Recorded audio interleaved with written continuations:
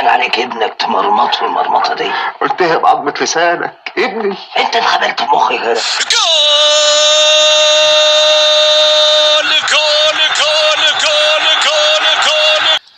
هيا بالله هيا الشك مية بالله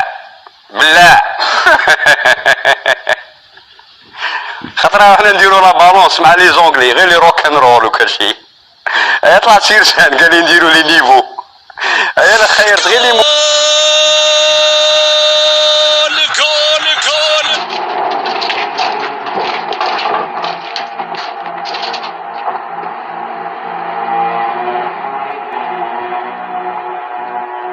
قدم يا عم موجود. تعالى.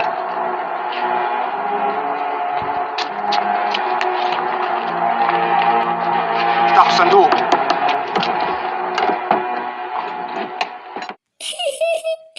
البطة المروك ما تشدونيش، انتم طبوني كعادية. داري اشترت عليه العوض منه العوض يابا. حطوه في المكتب اللي هناك. عليه العوض منه العوض يابا. حسبي الله ونعم الوكيل. العوض عليك يا رب. العوض عليك يا رب. حسبي الله ونعم الوكيل. سيناريو وفيلم كروي كان في ملعب مصطفى شاكر. معليش حسين بن عيادة، أنا لا أصدق وأنت لا تصدق، وكل من خلف الشاشة يكاد لا يصدق ما حدث في ظرف ثانية. لكن كرة القدم تعلمنا في كل مرة، كرة القدم افتحوا الصندوق.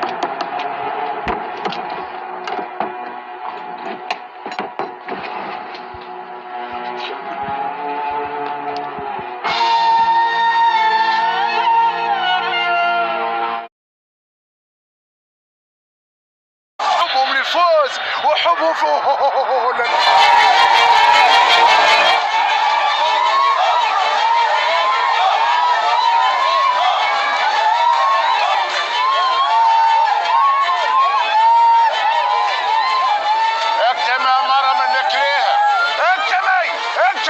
لا حول ولا قوة إلا بالله. في الانتصار وحبهم للفوز وحبهم احنا حاجر هنا والورث عايز عربيات روري بقى وبندوزر، ويبقى هو ده الكنز. ايوه افتح يا سمسم، افتح يا سمسم. افتح يا سمسم، يا سمسم ابويا. اسرع ايها العبد الكسول ولا تتلكأ والا قتلتك.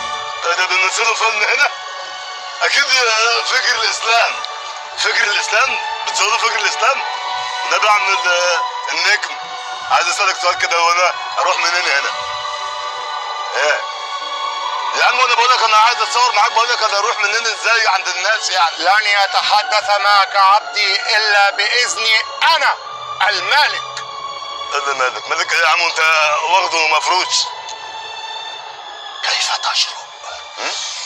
كيف تجرؤ ان تتحدث مع عبدي دون اذني؟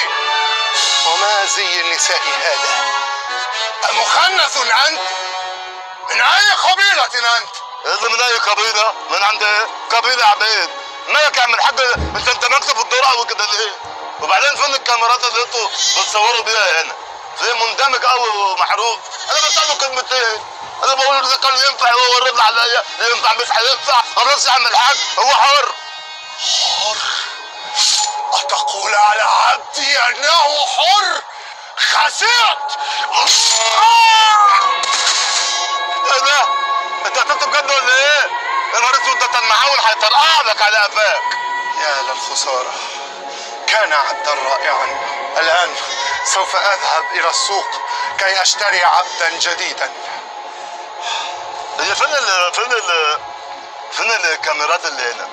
فين فين الكاميرات فين؟ خسرت يا مخنث! ده بقول لك ايه؟ اصحى بقى يا عم الحاج، وهيحصل معاك الصح كده يا عم الحاج. خلي بالك لحسن ده انا بص اوعى